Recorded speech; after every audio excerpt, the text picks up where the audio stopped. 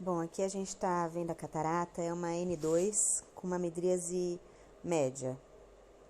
O foco agora é nos vasos do limbo, para começarmos a fazer a incisão. Eu sempre faço uma incisão triplanar, então aqui um sulco prévio, caminho um pouquinho no estroma, para depois entrar na câmara anterior.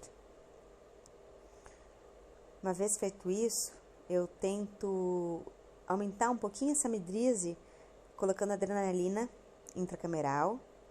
A gente percebe que não teve tanto aumento assim na midríase, mas aumentou um pouquinho, né?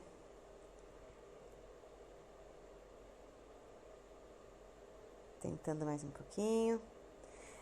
Daí agora, viscoelástico, para fazer essa câmera ficar um pouquinho mais estável, para poder prosseguir com a capsulorhexis. Então, coloco viscoelástico na câmera anterior e agora eu vou fazer a incisão acessória. A incisão acessória, normalmente eu faço entre 2 e 3 horas, com uma faquinha de 15 graus.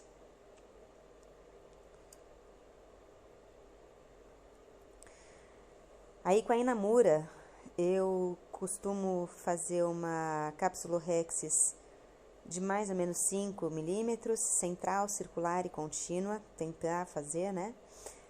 Segurando com o Lester, para deixar o olho mais estável. Então, eu faço esse primeiro piquezinho, caminho para a esquerda e faço esse começo de capsulorhexis passando primeiro pela incisão.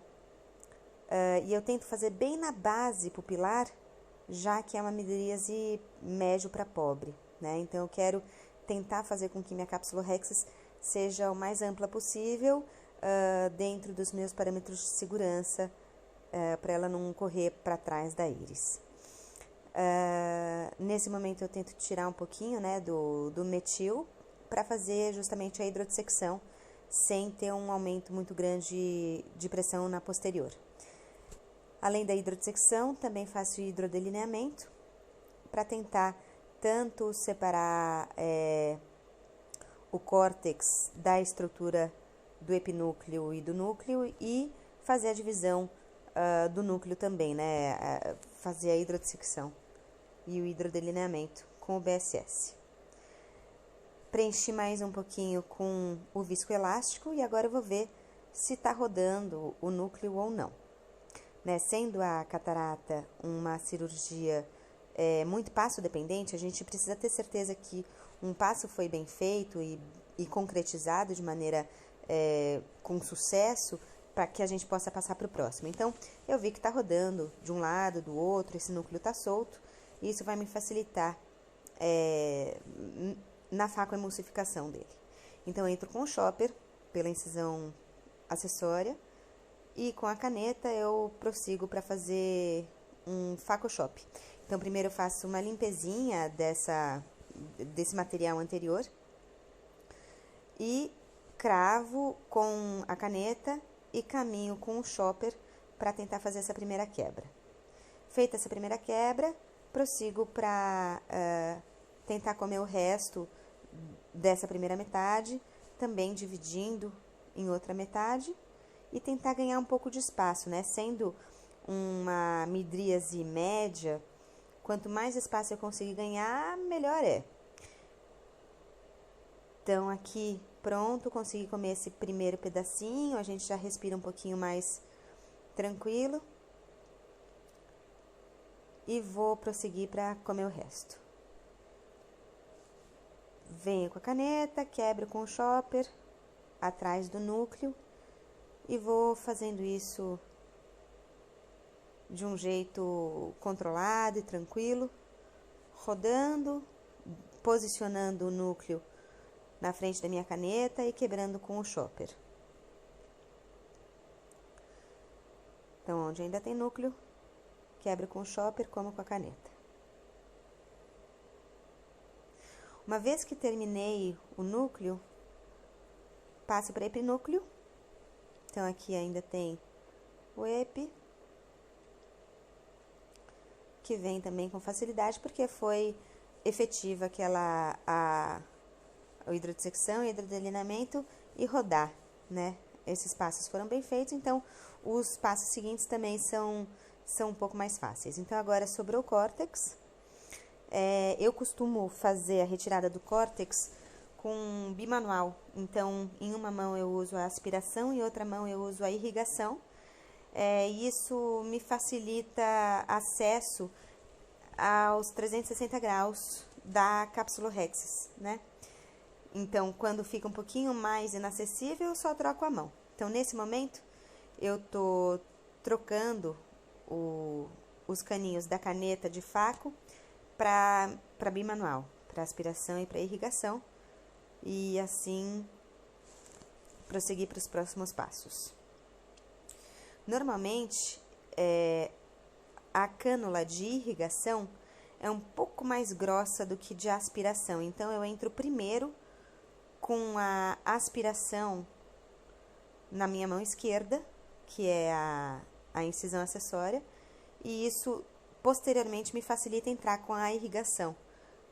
Então, aqui eu faço uma técnica de hurricane, eu faço tipo uma varridinha de um lado para o outro, mais ou menos um quadrante, para pegar um pouco mais de conteúdo do córtex e assim não tracionar tanto a zônula. Quanto mais material cortical eu conseguir pegar, menos eu traciono a zônula, né? Então, eu piso no 2, varrendo de um lado para o outro, e puxo para o centro para não fazer uma força radial e sim tangencial. E aqui, ó, a gente consegue perceber um pouquinho mais de dificuldade de tanto ter a mobilidade quanto entrar na incisão acessória, justamente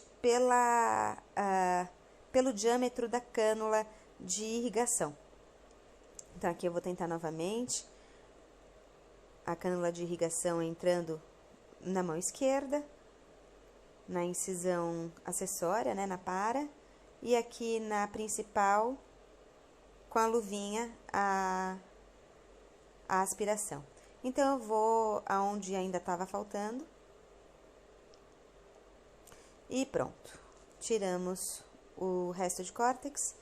E agora a gente está com um saco limpinho, sem núcleo, sem epi, sem córtex, pronto para receber a lente. Então, aqui eu preencho a cápsula de viscoelástico.